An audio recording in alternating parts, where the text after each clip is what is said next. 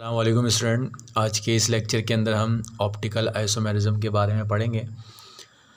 सबसे पहले ये याद रखें, जब भी हमारे पास वर्ड ऑप्टिक्स अगर हमारे पास आए तो इसका मतलब होता है लाइट। ठीक है, तो ऑप्टिकल आइसोमेरिज्म में हम जो है वो एक लाइट का फिनोमेना पढ़ने वाले हैं, और वो लाइट का फिनोमेना क्या है उसको हम आगे डिटेल में पढ़ते हैं। सबसे पहले कुछ टर्म्स हैं, ऑप्टिकल एक्टिव और ऑप्टिकल एक्टिविटी। अब सबसे पहले ऑप्टिकल एक्टिव देख लें। सबसे पहले देखें, ऑप्टिका मैंने मतलब बता दिया आपको, लाइट होता है। तो ये ऑप्टिकल एक्टिव जो हैं वो कंपाउंड्स होते हैं जो प्लेन ऑफ पोलराइज लाइट को रोटेट कर सकते हैं। ठीक है, अब प्लेन ऑफ पोलराइज लाइट क्या है इसको मैं अभी आपको डिटेल में बताता हूँ। तो सबसे पहले याद रखें कि हमारे पास जो ऑप्टिकल एक्टिव कंपाउंड्स होते हैं वो आपके पास वो होते हैं जो प्लेन ऑफ पोलराइज लाइट को रोटेट करने की सलाहियत रखते हैं। ठीक है, अच्छा, इसके बाद ये जो प्रॉपर्टी है कि वो प्लेन ऑफ पोलराइज लाइट को रोटेट कर सकते हैं, तो इस फिनोमेना को हम कहते हैं कि ये हमारे पास ऑप्टिकल एक्टिविटी होती है। अब इस ऑप्टिकल एक्टिविटी को कैलकुलेट करने के लिए हमारे पास एक इंस्ट्रूमेंट यूज़ होता है जिसको हम क्या कहते हैं, पोलरीमीटर कहते हैं। और इस पोलैरिटी मीटर का काम ये होता है कि ये आइडेंटिफाई करता है, क्योंकि हमारे पास यूनिवर्स में बहुत सारे कंपाउंड्स हैं। कुछ कंपाउंड्स ऐसे होते हैं जो प्लेन ऑफ पोलराइज लाइट को रोटेट कर देते हैं, तो उनको हम ऑप्टिकली एक्टिव कहते हैं। और कुछ ऐसे होते हैं जो प्लेन ऑफ पोलराइज लाइट को रोटेट करने की सलाहियत नहीं रखते, तो वो ऑप्टिकली इनएक्टिव कहलाते हैं। तो polarimeter is an instrument which helps us to identify and measure the optical activity। यानी पहले तो वो ये पहचानते हैं कि कौन कौन से कंपाउंड्स हैं जो ऑप्टिकल एक्टिव हैं और कौन कौन से ऐसे कंपाउंड हैं जो ऑप्टिकल एक्टिव नहीं हैं। और दूसरा, कुछ कंपाउंड ऐसे होते हैं जो प्लेन ऑफ पोलराइज लाइट को बहुत ज़्यादा रोटेट कर देते हैं, कुछ ऐसे होते हैं जो कम करते हैं। तो दूसरा जो इसका काम है वो ये है कि ये मेजर करता है कि कौन सा कंपाउंड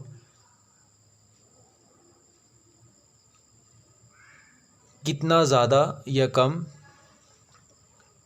प्लेन और पोलराइज को रोटेट कर रहा है। ठीक है, अब इसके बाद देखें, सबसे पहले याद रखें कि हमारे पास क्योंकि लाइट का फिनोमेना है, तो लाइट के लिए हमारे पास सोर्स ऑफ लाइट है। जैसे ये बल्ब है तो ये हमारे पास जो है वो सोर्स ऑफ लाइट है। अब ये कुछ फिज़िक्स की टर्म्स हैं, इनको हम थोड़ा देख लेते हैं।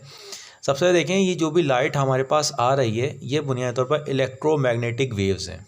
ठीक है, इलेक्ट्रोमैग्नेटिक वेव्स का मतलब क्या है कि ये जो लाइट हमारे पास आ रही हैं इसके अंदर दो फील्ड्स हैं, एक मैग्नेटिक फील्ड है और एक हमारे पास इलेक्ट्रिक फील्ड है। अब देखें, ये आपके पास इलेक्ट्रिक फील्ड है जो बिल्कुल परपेंडिकुलर है, 90 डिग्री पर है। ठीक है, और ये जो आपके पास मैग्नेटिक फील्ड है ये इसके बिल्कुल परपेंडिकुलर, ये आपको समझ में आ गया होगा, ये बिल्कुल इस तरह करके है।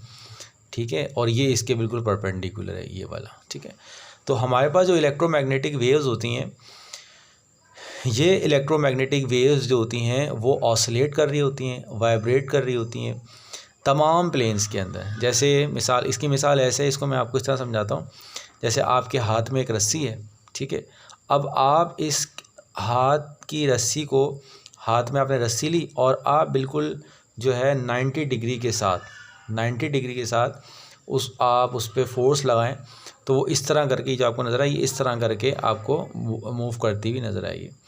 ठीक है, तो इसी तरह से हमारे पास जो प्लेन पोलराइज जो हमारे पास सोर्स ऑफ लाइट होता है, तो उसके अंदर होता ये है कि ये जो इलेक्ट्रिक और मैग्नेटिक कंपोनेंट होते हैं ये तमाम प्लेन्स के अंदर, तमाम पॉसिबल प्लेन्स के अंदर, यानी ये वाई एक्सिस में भी आपके क्या कर रहे होते हैं, ये आपके ऑसिलेट कर रहे। ऑसिलेट का मतलब ये, जैसे हम रस्सी को मूव करवा रहे हैं तो रस्सी ऑसिलेट कर रही है बुनियादी तौर पर। ठीक है, आपने रस्सी हाथ में ली और फोर्स लगाई और फोर्स लगाते रहे तो बुनियादी तौर पर ऑसिलेशन हो रही है। तो इसी तरह से जो हमारे पास ऑर्डिनरी लाइट होती है, ये तमाम प्लेन, यानी ये एक्स वाई हो गया, यानी तमाम पॉसिबल प्लेन, ये इस वाले प्लेन में भी आपके क्या कर रही होगी, ये ऑसिलेट कर रहे होंगे, ये इस वाले में भी क्या कर रहे होंगे, ऑसिलेट कर रहे होंगे। यानी 360 डिग्री के अंदर जितने भी आपके पास एंगल्स बन सकते हैं उन तमाम एंगल्स के ऊपर ये आपके ऑसिलेटर वाइब्रेट कर रही होती हैं, ठीक है। अब हमारे पास जो पोलैरिमीटर होता है, सोर्स ऑफ लाइट है, अब इसको अब हमने समझने वाली चीज़ है वो ये है कि ये सोर्स ऑफ लाइट है। इस सोर्स ऑफ लाइट में आपके पास जो इलेक्ट्रिक और मैग्नेटिक फील्ड है वो तमाम प्लेन्स में, तमाम डायरेक्शन में ये क्या कर रही हैं, ऑसिलेट कर रही हैं, ठीक है। अब इसके बीच में हम क्या लगा देते हैं, यहाँ पर हम लगा देते हैं एक पोलराइज़र लगा देते हैं। ये पोलराइज़र जो है वो निकल प्रिज्म कहलाता है। अब इसके अंदर बहुत ही जो है वो ग्रेटिंग्स लगी होती हैं, उनका काम ही होता है कि ये लाइट जो तमाम प्लेन में क्या कर रही थी, वाइब्रेट कर रही थी, अब ये सिर्फ क्या करता है कि सिर्फ इसको एक ही प्लेन, यानी इसमें से बहुत सारे प्लेन्स आ रही थी, प्लेन में लाइट आ रही थी, ये क्या करेगा, सिर्फ एक ही प्लेन में निकलने वाली लाइट को जो है वो पास होने देगा। इसकी मिसाल ऐसे है कि जैसे ये खिड़की है, जैसे ये दरवाज़ा है। अब इस दरवाज़े में जो है वो आपके हाथ में रस्सी है, अब आप रस्सी को पास करवाएं, तो अब आप रस्सी में से इस तरह करके रस्सी को पास कराएं तो भी रस्सी पास हो जाएगी। इस तरह करके रस्सी को पास करवाएं, यानी इस एंगल में आप घुमाएं तो भी पास हो जाएगी। टेढ़ा करके पास कराएं तब भी पास हो जाएगी रस्सी। ऐसे करके पास कराएं तब भी पास हो जाएगी रस्सी।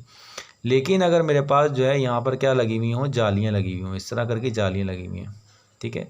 अब मैं रस्सी को जो है वो अगर मैं रस्सी को ऐसे पास करवाना चाहूँ, ऐसे मूव करवाऊँ, मैं ऐसे यूँ करके हूँ, तो ये इसमें से पास नहीं हो सकेगी, ठीक है। लेकिन अब ये जो पास हो सकेगी सिर्फ एक ही प्लेन में पास हो सकेगी, जो बिल्कुल क्या होगा बेटा, सीधा होगा। अगर आप हाथ सीधा रखें और बिल्कुल सीधी रस्सी लें तो वो इसमें से पास होगी। तो बिल्कुल इस तरह से पोलराइज़र का काम भी होता है कि पोलराइज़र क्या करता है, पोलराइज़र जो है वो आने वाली तमाम प्लेन की लाइट को काट देता है और एक ही प्लेन में जाने वाली लाइट को पास कर देता है, एक ही प्लेन में। तो इसका मतलब ये एक ही प्लेन में जा रहा है। अब यहाँ पर हमारे पास जो है वो सैम्पल ट्यूब होती है, इसके अंदर सॉल्यूशन होता है। अब हमारे पास यहाँ एनालाइज़र लगा हुआ होता है, ठीक है। अब ये एनालाइज़र देखता है कि ये जो प्लेन ऑफ लाइट आ रही थी, ठीक है, अब ये प्लेन ऑफ लाइट जब इस सैम्पल सॉल्यूशन में से गुजरेगी तो यहाँ 3 पॉसिबिलिटीज़ होंगी। सबसे पहली पॉसिबिलिटी ये होगी कि ये जो हमारा प्लेन था, जब ये इस सॉल्यूशन में से पास हुआ तो पास होने के नतीजे में यहाँ पर कोई रोटेशन नहीं हुई, ठीक है। जैसा प्लेन लाइट आ रही थी, सीधी आ रही थी, वैसे ही वो आ रही है, इसमें कोई फ़र्क नहीं आया। तो इसको हम कहते हैं कि ये हमारे पास जो है ऑप्टिकली इनएक्टिव कंपाउंड्स हैं, ठीक है। दूसरी पॉसिबिलिटी क्या है कि अगर हमारे पास जो है वो हमने इस पोलराइज प्लेन को जो है PPL कहते हैं, प्लेन पोलराइज लाइट, इसको आपने सैम्पल सॉल्यूशन में से पास किया और अब इसको देखें कि ये आपके पास जो था, ये मैंने जो प्लेन ड्रॉ किया, ये वो प्लेन था जिससे वो आ रहा था, ठीक है। लाइट गुजरने के बाद ये थोड़ा सा क्या हो गया, टिल्ट हो गया, यानी ये क्लॉकवाइज डायरेक्शन में ये प्लेन इसका जो है वो रोटेट हो गया। तो इसको हम कहते हैं क्लॉकवाइज, यानी इसको हम कहते हैं क्लॉकवाइज, यानी डेक्स्ट्रो रोटेटरी का मतलब इस प्लेन पोलराइज लाइट को जो एक ही प्लेन में थी, उस प्लेन पोलराइज लाइट को उसने जो है वो जो है राइट डायरेक्शन में उसको मूव कर दिया। यानी इसको अगर हम समझना चाहें, ऐसे समझना चाहें कि ये एक ही प्लेन इस तरह करके था सीधा, ठीक है, तो सीधा जा रहा था ये, तो अब प्लेन पर इसने इस तरफ इसको घुमा दिया, टेढ़ा कर दिया। अगर उल्टे हाथ होते तो ये इस तरह डेक्स्ट्रो रोटेटरी होता, ठीक है। यहाँ तक आपको बात समझ में आ गई। तो इसको हम कहते हैं ऐसे जो क्लॉकवाइज डायरेक्शन में मूव करवाते हैं तो उनको हम कहते हैं डेक्स्ट्रो रोटेटरी।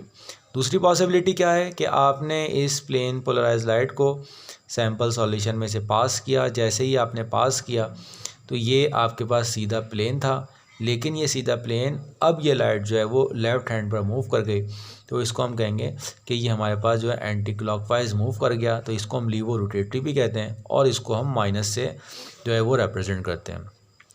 तो स्टूडेंट यहाँ तक आपको बात समझ में आ जानी चाहिए कि हमारे पास जो ऑप्टिकली एक्टिव कंपाउंड्स होते हैं, बुनियादी तौर पर इनकी ये प्रॉपर्टी होती है कि जब हम इनमें प्लेन पोलराइज्ड लाइट पास करते हैं, यानी ऐसी लाइट जो एक ही प्लेन में जो है वो मूव करती हो, यानी एक ही प्लेन हो उसको हम प्लेन पोलराइज्ड लाइट कहते हैं।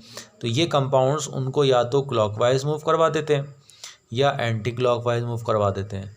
तो ये इनकी प्रॉपर्टी है और इस प्रॉपर्टी को हम पोलैरोमीटर के ज़रिए हम जो है वो नापते हैं। ठीक है, अब सवाल ये है कि एक तरीका तो मालूम करने का कंपाउंड्स का, मैंने आपको एक कंपाउंड दिया और आपको कहा कि बताइए कि भाई ऑप्टिकली एक्टिव कंपाउंड है या नहीं है। तो आपका एक तरीका तो ये कि आप अपना सैम्पल सॉल्यूशन लें, उसको लैब में लेके जाएं और पोलैरोमीटर की मदद से उसको नाप लें। और दूसरा तरीका क्या है? दूसरा तरीका ये है कि इसके अंदर जो है कुछ फिनोमेनास हैं, उन फिनोमेनास को हमने देखना है कि हम थ्योरी के ज़रिए उन कंपाउंड्स को पहचान सकें कि कौन से कंपाउंड ऑप्टिकली एक्टिव हैं और कौन से कंपाउंड ऐसे हैं जो ऑप्टिकली इनएक्टिव हैं। ठीक है, सबसे पहले इसको समझने से पहले हमारे पास प्रीवियस एक मैंने वीडियो अपलोड की है, उसके अंदर मैंने सिमेट्री को एक्सप्लेन किया है, प्लेन ऑफ सिमेट्री को एक्सप्लेन किया है। वो वीडियो आप लाजमी देखें और उसकी जो कुछ टर्म्स हैं वो मैं आपको थोड़ी सी एक्सप्लेन कर देता हूँ। सबसे पहला फिनोमेना है हमारे पास एक कायरलिटी। ठीक है, कायरलिटी एक फिनोमेना है। ये फिनोमेना जिन जिन मॉलिक्यूल के अंदर मौजूद होगा वो ऑप्टिकली एक्टिव होंगे और जिन में ये फिनोमेना मौजूद नहीं होगा तो वो हमारे जो है ऑप्टिकली इनएक्टिव होंगे। अब आपके जहन में सवाल है कि कायरलिटी क्या होती है। अब कायरलिटी को सबसे पहले वो तमाम compound those have non super imposable mirror image. अगर आपको सिर्फ एक पॉइंट समझ में आ गया ना कि वो कंपाउंड जो non super imposable mirror image रखते हैं तो आपको सारे कंपाउंड आसानी से समझ में आ जाएंगे। अब मैं आपको एक एग्जांपल के साथ आपको दिखाता हूँ कि ये non super imposable mirror image से क्या मुराद है। अब स्टूडेंट ये कंपाउंड है और इस कंपाउंड में देखें ये बीच में जो है वो कार्बन का एटम मौजूद है। यहाँ पर एक जो है वो ग्रुप अटैच है, यहाँ पर एक ग्रुप अटैच है, यहाँ पर एक ग्रुप अटैच है। अब सबसे पहले ना आप इसकी इमेजिनेशन करें। आप इमेजिनेशन ये करें कि आपने सपोज इसको मिरर के सामने रखा है। ठीक है, मिरर के सामने रखा। अब जब आप मिरर के सामने रखेंगे तो जाहिर सी बात है, देखें ये वाला जो हरा वाला होगा इसका बिल्कुल, तो ये हरा वाला बिल्कुल ऐसे सामने आएगा। ठीक है, अभी मैं इसको आपको, अच्छा ये वाला जो क्योंकि पीछे की तरफ है तो ये यहाँ पर भी पीछे आएगा, यानी ये हरा वाला ये उंगली जो है ये हरी वाली होगी और ये इसकी होगी, और जो पीछे की तरफ इस तरह करके वो ऐसे होगा। तो ये इसका मिरर इमेज बनेगा। अब मैं इसका मिरर इमेज आपको बना के दिखाता हूँ। ये देखें, सबसे पहले इमेजिनेशन कर लें, ये कंपाउंड मैंने यहाँ पे रखा। जब आप इसको मिरर के सामने रखेंगे तो देखें ये वाला तो बिल्कुल इसके सामने आएगा। ठीक है, ये लेफ़्ट हैंड पर था। अब इसको याद रखें, मिरर में होता क्या है, जो आपका राइट हैंड पर आ रहा होता है तो वो लेफ़्ट बन जाता है, जो लेफ़्ट पर होता है वो राइट पर आता है। अब देखें ये लेफ़्ट पे आ रहा है तो ये कहाँ पर आ जाएगा, राइट पे आ जाएगा। ये पीछे था एज इट इज़ था तो ये ऐसे आ जाएगा। ये जो था वो राइट हैंड पर है, तो अब यहाँ पर देखें आपको नज़र आएगा कि ये कहाँ पर है, लेफ़्ट हैंड के ऊपर है। ठीक है, हैव नॉन सुपर, अब ये इसका मिरर इमेज है। अब देखें ये इसके ऊपर ना सुपर इम्पोज नहीं होगा। ये मैं इसको लेके गया, अब देखें येलो वाला तो येलो के साथ सुपर इम्पोज हो रहा है। देखें येलो वाला तो येलो पे सुपर इम्पोज हो रहा है, लेकिन रेड वाला ग्रीन से मिल रहा है, नॉन सुपर इम्पोजेबल। ग्रीन वाला रेड से मिल रहा है, ये भी non super imposable.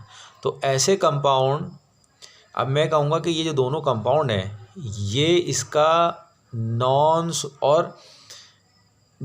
Super imposable mirror image है। अच्छा, सिस्टम में, यूनिवर्स में ये कंपाउंड भी पाया जाता है फिज़िकली और ये कंपाउंड भी पाया जाता है। तो ऐसे जो, अब ये कहेंगे कि ये दोनों के दोनों क्या हैं, ऑप्टिकली एक्टिव हैं और इनके अंदर कायरलिटी मौजूद है। तो कायरलिटी इस फिनोमेना को कहते हैं कि जो आपके पास क्या, non super imposable mirror image हो। और स्टूडेंट आपको ये बात अच्छी तरह समझ में आ गई होगी कि non super imposable mirror image का क्या मतलब है। आगे ये हर जगह यूज़ होता रहेगा कि जब आप इसको सुपर इम्पोज कर रहे हो तो ये जो है आपके पास सुपर इम्पोज नहीं हो रहा। ठीक है, अच्छा इसके बाद दूसरा, दे हैव स्टीरियोजेनिक सेंटर। अब स्टीरियोजेनिक सेंटर को समझाने का सिंपल सा तरीका ये है कि ये इनके पास होता है कायरल कार्बन। अब कायरल कार्बन किसे कहते हैं? कायरल कार्बन उसे कहते हैं जिस कार्बन के साथ 4 डिफरेंट ग्रुप्स अटैच हों, तो उसको हम कहते हैं कि इसके कायरल एटम है, ये कायरल एटम है। ठीक है, और ये कायरल सेंटर भी है। ठीक है, और हम कहेंगे कि इसमें ये स्टीरियोजेनिक सेंटर भी आपके पास क्या है, मौजूद है। ठीक है, और जो तीसरी कंडीशन इसके अंदर होती है, do not have element of symmetry. अब एलिमेंट ऑफ सिमेट्री समझ लें क्या होते हैं।